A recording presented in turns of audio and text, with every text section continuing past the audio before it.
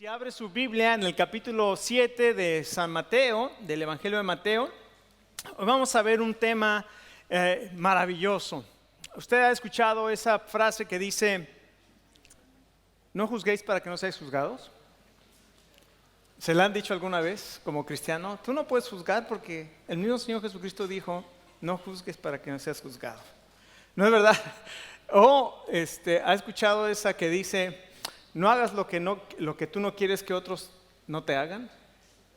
También, ¿verdad? Hoy vamos a ver entonces capítulo 7 que habla de estos temas. Y miren, en el Sermón del Monte hemos visto que Dios, el Señor Jesucristo trata con tres aspectos fundamentales de cada uno de nosotros, de todos los seres humanos. En primer lugar, en el capítulo 5 nos habla de nuestra relación con Dios y comienza a dar unas enseñanzas impresionantes cuando dice, bienaventurado, feliz, dichoso aquellos que son pobres de espíritu porque ellos verán a Dios. Qué impresionante, con qué palabras tan impresionantes comienza el Señor Jesucristo este mensaje o este sermón maravilloso que predicó en el capítulo 5 y 7, 5, 6 y 7 de Mateo. Escuche, qué impresionante que primero dice, ustedes, cada uno de nosotros van a ser bienaventurados, van a ser felices, van a ser dichosos cuando reconozcan su pobreza espiritual y que nuestra dependencia únicamente es y puede ser de Dios. Si nosotros queremos encontrar satisfacción en la vida, si queremos encontrar propósito en la vida, si queremos encontrar el significado verdadero de la vida, tenemos que mirar a aquel que nos creó a su imagen y semejanza y nos habla de un reino el cual Él ha establecido y además un reino que ya tenemos la parte de estar viviendo en el reino porque Jesucristo es el Señor, pero también estamos esperando que ese reino se manifieste al final y ese es en esa tensión que la teología se llama el ya, pero todavía no. Ya estamos viendo el reino de Dios, pero aún estamos esperando que el Señor Jesucristo regrese y establezca ya un reino que no será jamás conmovido. En el capítulo 6 el Señor Jesús comienza también a hablar y comienza a referirse a nuestro carácter como hijos de Dios y entonces nos da varias enseñanzas, entre esas la generosidad, la oración, el ayuno, y comienza a referirse a aquellas áreas de nuestra vida que forman parte de nuestro carácter y que son nuestro carácter. Pero en el capítulo 7 el Señor Jesús trata el tema del cristiano, es decir, el seguidor de Cristo y su relación con los demás. Entonces su relación con Dios, su relación con uno mismo, nuestro carácter. No tenemos que ir al Tíbet como Brad Pitt, ¿verdad? Se fue 7 años al Tíbet para encontrarse a sí mismo. Bueno, así se llamaba la película. Yo no sé si realmente fue al Tíbet o no 7 años, pero no tenemos que andar buscando a ver que me encuentre. Lo que tenemos que ir es encontrar a Dios y el Señor Jesús va a trabajar en nuestros corazones. Y en el capítulo 7 comienza a lo que es nuestra relación con los demás. Y entonces lo que hace el Señor Jesucristo es resumir la ley y los profetas en ese capítulo 7 y habla de dos temas muy importantes. Uno, que es la regla de oro. Ahora, la regla de oro es el taoísmo, el budismo, el islamismo, el judaísmo, todas las religiones, el zoroastranismo, tienen una forma de la regla de oro y generalmente la regla de oro en todas estas religiones y filosofías es no hagas lo que tú quieres que los demás no te hagan. Es decir, en forma pasiva, tú no hagas a los demás lo que tú no quieres que ellos te hagan a ti. Pero el Señor Jesucristo hace algo maravilloso. En lugar de hacer una forma pasiva de esta ley o la regla de oro que se le llama, el Señor Jesucristo hace algo y dice algo impresionante. Dice, haz. No nada más no hagas, haz. ¿Haz qué? Haz con otros lo que tú quieres que los demás hagan por ti. Qué enseñanza tan impresionante que el Señor Jesucristo dijo, no esperes a lo que los demás no te hagan para no hacerles. El Señor Jesucristo dijo, ve y haz lo que quisieras que otros hicieran por ti. Qué cosa tan maravillosa. Pero también vemos algo tremendo en este capítulo y que es que el Señor Jesucristo se refiere hace un contraste entre la falsedad y la verdad. Y vamos a encontrar varias ilustraciones en este capítulo donde encontramos la falsedad y la verdad. Por esto este mensaje se llama el reino de los cielos, verdad y falsedad. Así que vamos a ponernos de pie un momento y vamos a leer Mateo capítulo 7 y vamos a leer los primeros 12 versos. Yo no sé por qué estoy en Mateo 5, pero le pongo aquí Mateo 6, paso de hoja, 6, no, ese no, 6 y 7. Ok, ahora sí. Mateo 7, y la palabra de Dios dice así: no juzguéis para que no seáis juzgados, porque con el juicio con que juzgáis seréis juzgados, y con la medida con que medís os será medido. ¿Y por qué miras la paja que está en el ojo de tu hermano y no echas de ver la viga que está en tu propio ojo? ¿O cómo dirás a tu hermano: déjame sacar la paja de tu ojo, y he aquí la viga en el ojo tuyo? Hipócrita, saca primero la viga que está en tu ojo, y entonces verás para sacar la paja del ojo de tu hermano. No deis lo santo a los perros, ni echéis vuestras perlas delante de los cerdos, no sea que las pisoteen y se vuelvan y os despedacen. Pedid y se os dará. Buscad y hallaréis. Llamad y se os abrirá. Porque todo aquel que pide recibe, y el que busca halla, y el que llama se le abrirá. ¿Qué hombre de ustedes que si su hijo le pide pan le dará una piedra, o si le pide un pescado le dará una serpiente? Pues si ustedes, siendo malos, saben dar buenas dádivas a sus hijos, ¿cuánto más su Padre que está en los cielos dará buenas cosas a los que le pidan? Así que todas las cosas que queráis que los hombres hagan con ustedes, así también hagan ustedes con ellos, porque esta es la ley y los profetas. Vamos a orar. Padre, venimos a ti, Señor, porque queremos depender únicamente de ti, Señor, y queremos, Padre, pedir que tú en este momento toques nuestro corazón, nuestra mente, abras nuestros oídos espirituales, abras nuestros ojos espirituales y nuestro corazón para recibir tu palabra, Señor. Ayúdanos y queremos hacer esto, Señor. Queremos que tú nos hables en el nombre de tu Hijo Jesucristo. Amén.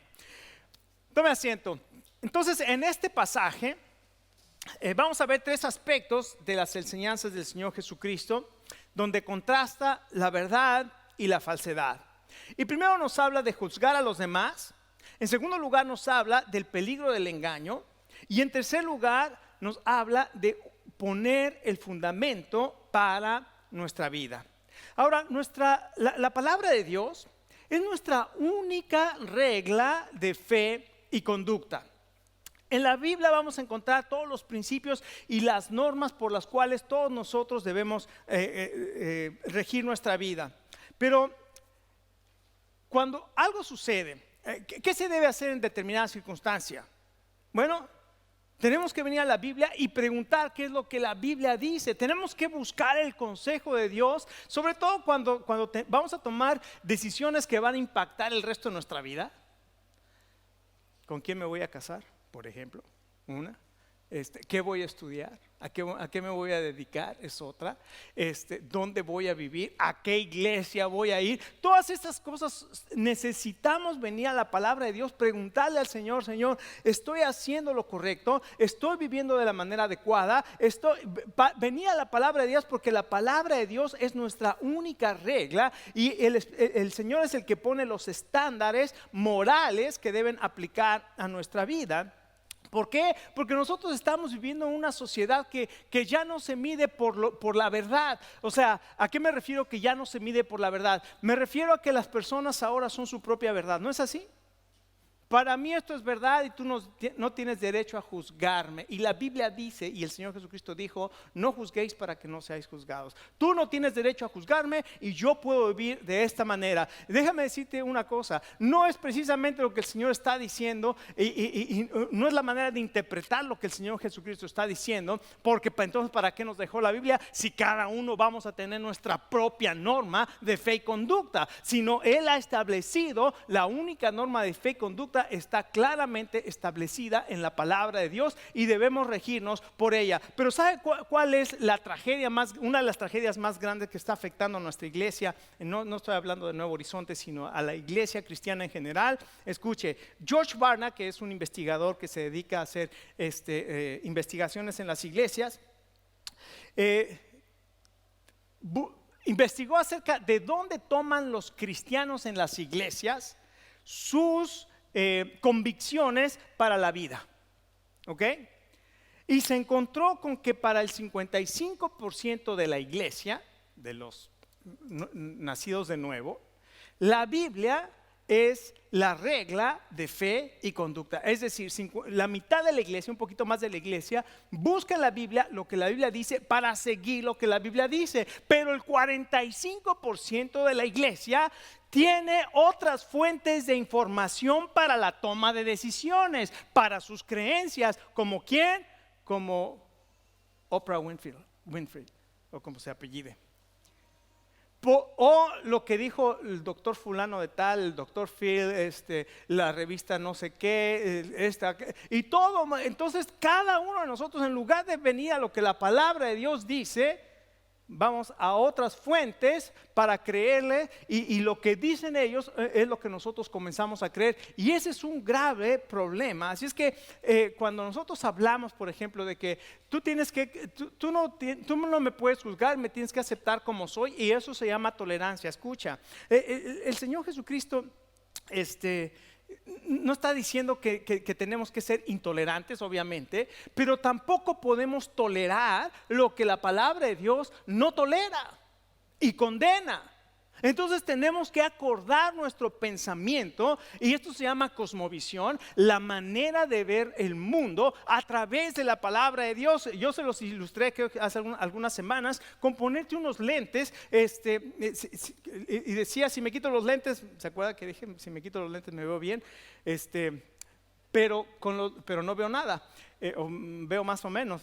Pero si me pongo los lentes puedo ver con claridad. Cuando tú pones la Biblia como los lentes de tu vida, de tu alma, de tu corazón, vas a poder ver con claridad y vas a poder determinar qué está bien y qué está mal, qué está bueno, qué es bueno y qué es malo, y vas a poder ver la verdad, y vas a poder ver y distinguir la falsedad. Entonces, ¿cómo puede un cristiano nacido de nuevo relacionarse con un mundo que está en una insensibilidad al pecado? Bueno, en primer lugar, vamos a ver lo que el Señor Jesucristo dice acerca de juzgar a los demás. El principio acerca de juzgar a los demás. Y el Señor Jesús dijo: no juzgues para que no seas juzgado, porque con la misma medida que juzgas, serás juzgado. Y esta es una de las frases más malentendidas que utiliza la gente para justificar su conducta. Pero realmente lo que enseña esta instrucción es que no se debe juzgar a nadie. No, esto no es lo que dice, porque este pasaje debe ser interpretado a la luz de su contexto. Y ahora, si el Señor Jesucristo nos dijo no juzgues para que no seas juzgado, en el verso 6 nos dice: no eches lo santo a los perros, ni tus perlas delante de los cerdos. Entonces, si yo no puedo juzgar, no puedo decir, no, pues no le puedo echar lo santo a los perros, o sea, no existiría eso. Tampoco existiría lo que hace más adelante: ten cuidado con los falsos profetas. ¿Cómo vas a juzgar si hay un falso profeta? Si no puedes juzgar. Obviamente no se está refiriendo a que no puedes juzgar. Entonces, ¿a qué se está refiriendo? Se está refiriendo a condenar. ¿Qué sucede? Nosotros cuando juzgamos, generalmente juzgamos condenando ya a la persona. Hay un dicho, ¿verdad?, en las leyes, que es inocente hasta que se demuestre que es culpable. Mientras tanto tiene que ir a un juicio y se le juzga, pero no, si no se le encuentra culpable, no hay una sentencia, o hay una sentencia a favor o en contra, ¿no? Pero lo que está diciendo es: tú no puedes condenar a una persona, no puedes tomar actitudes condenatorias contra las personas, pero tienes que saber distinguir y poder determinar qué está bien, qué está mal, qué está bueno, qué está malo, qué es bíblico, qué no es bíblico, qué es moral y qué es inmoral. Tienes que juzgarlo, pero no puedes. Lo que no podemos hacer es condenar a las personas. Eso es diferente, y eso es lo que está diciendo el Señor Jesús cuando se refiere a juzgar, es decir, juzgar sin condenar. Me acuerdo cuando estaba en clase de álgebra en la preparatoria y estaba el maestro Murillo. Me acuerdo del maestro Murillo. Se quedaba pensando y escribía en el pizarrón sus ecuaciones, y de pronto uno de los alumnos dice: profesor, está mal. Y el profesor empezó a revisar toda su ecuación Y luego el alumno dice, no, no está mal, está bien. Se voltea bien enojado y dice, la próxima vez diga, me parece que está mal. Sí, porque nos parece que está mal hasta que revisamos y entonces vemos la verdad. Entonces dice que había un señor en una exhibición de arte, pero se le olvidaron sus lentes. Era miope y se le olvidaron sus lentes, entonces quería presumir con sus amigos que había invitado y entonces estaba ahí, no, que este es arte surrealista, aquí puedes ver los pincelazos rápidos del impresionismo y no sé qué, y pasa otro cuadro y no se dio cuenta, era un espejo y dijo, mira nomás qué cochinada de pintura. Y dice, pues sí es un espejo. Entonces nosotros podemos juzgar sin darnos cuenta, ¿verdad? Así es que tenemos que discernir y tenemos que diferenciar, pero no podemos condenar a las personas. El único que puede condenar a las personas es el Señor.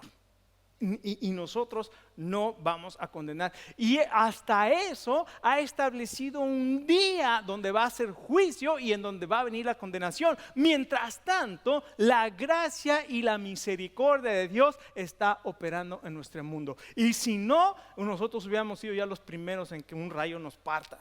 Y lo dice el Salmo 103, no has hecho con nosotros conforme a nuestros pecados, ni nos has pagado conforme a nuestras iniquidades, porque tan alto está el cielo de la tierra, así has hecho engrandecer tu misericordia sobre nosotros, y tan lejos está el oriente y el occidente, has apartado de nosotros nuestras transgresiones. No tenemos un Dios misericordioso, por eso el Señor Jesucristo dijo, no juzgues para que no seas juzgado. ¿Y cómo vas a juzgar si nosotros tenemos una cola tremenda que nos pisen? O en palabras de la Biblia, tienes una viga en tu ojo.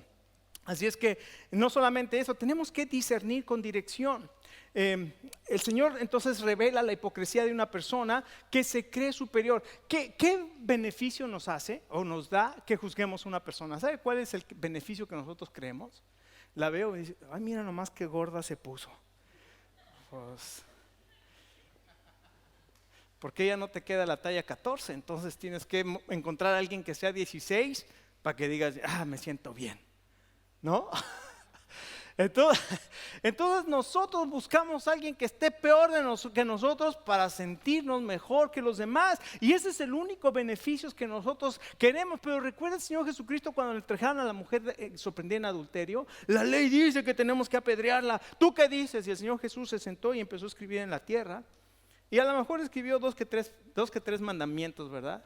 No mentirás, 2 o 3 cositas que puso ahí de mandamientos, y volteó y dijo, el que de ustedes esté libre de pecado, aviente la primera piedra. Y cuando vieron aquello, se sintieron convencidos de su propio pecado y todo el mundo se fue. Y después volteó y encontró a la mujer que estaba sola y le dijo, ¿dónde están los que te condenaban? ¿Ninguno te condenó? Y la mujer dijo, no, Señor. ¿Y qué dijo el Señor Jesús? ¿Se acuerda? Ni yo te condeno, ve, ¿y qué? Y no peques más. Esa no debe ser nuestra actitud para todo el mundo.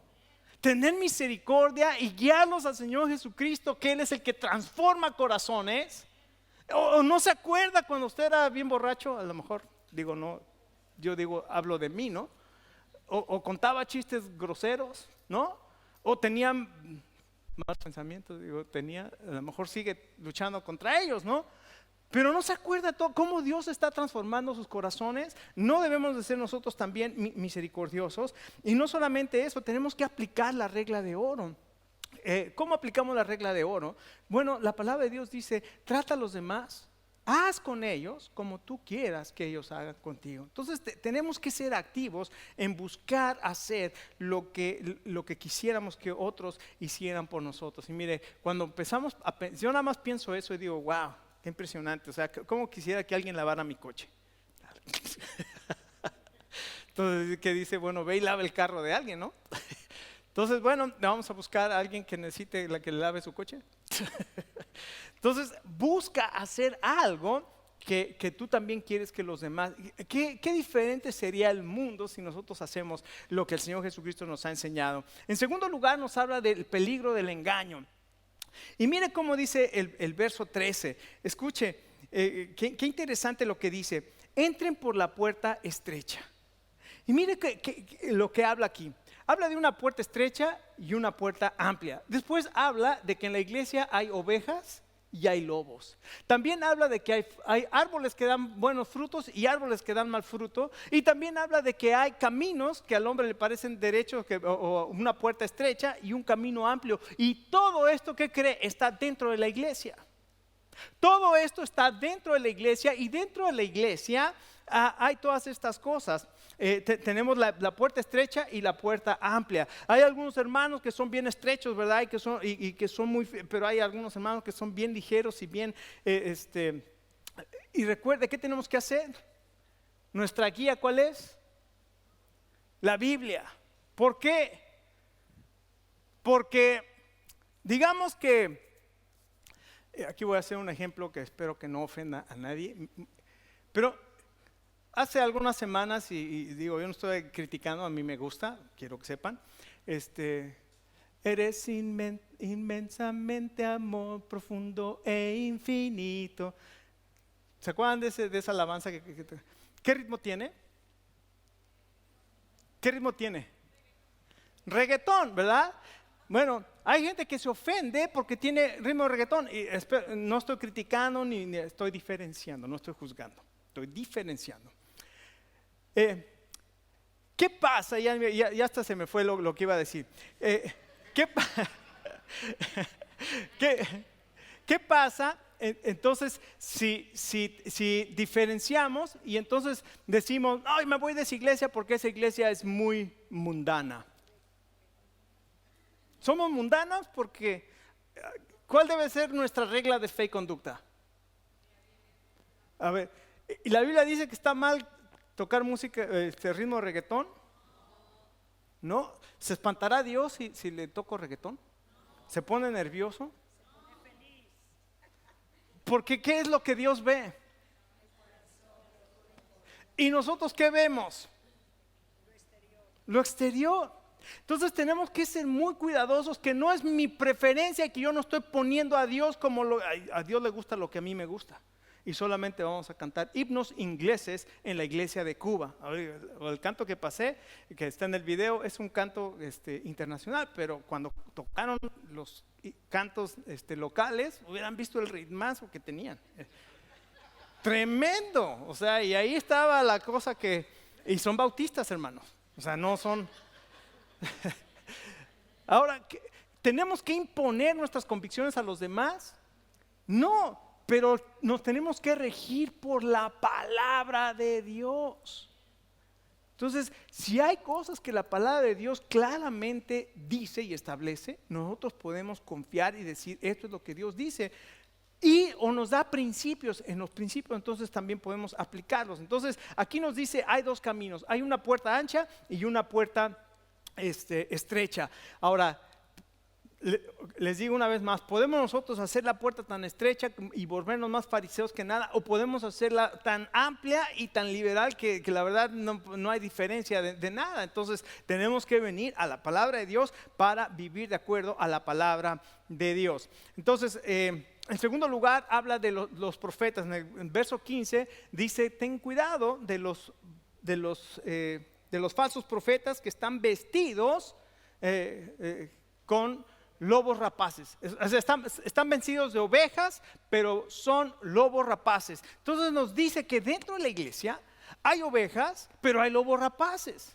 Y el apóstol Pablo le dijo a los ancianos en Mileto, le dijo, yo sé que después de mi partida se levantarán de entre ustedes lobos rapaces que están vestidos de oveja y no van a perdonar al rebaño. Están dentro de la iglesia, y entonces dentro de la iglesia tenemos que determinar y tenemos que discipular a las personas, saber si la doctrina que estamos creyendo y enseñando es la doctrina de la palabra de Dios. Entonces tenemos una labor muy importante que es la enseñanza de la palabra de Dios para no ser engañados por los falsos profetas. Después habla de los árboles que tienen fruto malo y los árboles que tienen fruto bueno. La única manera de distinguir es un árbol bueno va a dar fruto bueno, un árbol malo va a dar mal fruto. Entonces tengamos cuidado también con los árboles que están dentro de la iglesia. Algunos dan buen fruto y otros dan mal fruto.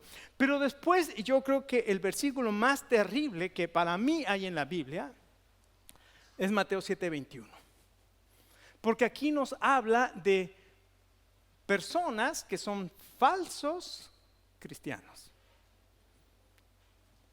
Y mire lo que dice Mateo 7:21. Léalo conmigo y espántese como yo. No todo el que me dice Señor, Señor, entrará en el reino de los cielos, sino ¿quién? El que hace la voluntad de mi Padre que está en los cielos. Muchos me dirán en aquel día, Señor, Señor, ¿no íbamos a la iglesia todos los domingos?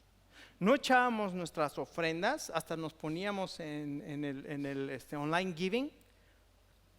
No hacíamos no hicimos hasta milagros. ¿Te acuerdas cuando fulano de tal se convirtió y dejó de tomar? ¿No estábamos nosotros ahí, Señor? Tus milagros tremendos que haces en la vida. Y entonces les declararé, nunca los conocí. Apártense de mí, hacedores de maldad. ¡Uy!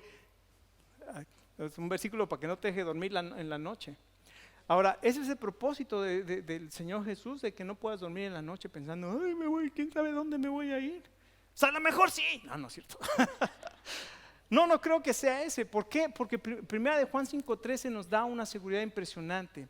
Dice, estas cosas les escribo a ustedes que creen en el nombre del Señor Jesucristo para que sepan que tienen vida eterna. El Señor quiere que nosotros estemos completamente seguros que tenemos vida eterna y que para que sigamos creyendo en el único que puede dar vida eterna, que es ¿quién?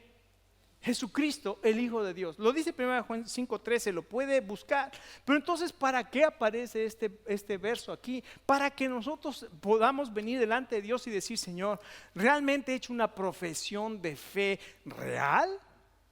¿O me he guiado únicamente por emociones? Señor, ¿está mi vida dando fruto?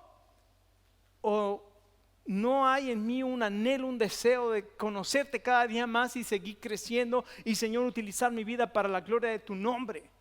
Ahora, yo no te estoy diciendo que te conviertas en misionero o pastor, pero donde estás trabajando, donde Dios te tiene ahí con un propósito de ser un misionero para Él. Tienes ese anhelo en tu corazón de que todo el mundo conozca al Señor Jesucristo. Se llama vivir en misión. Y finalmente, el Señor, los últimos versos, hace una invitación.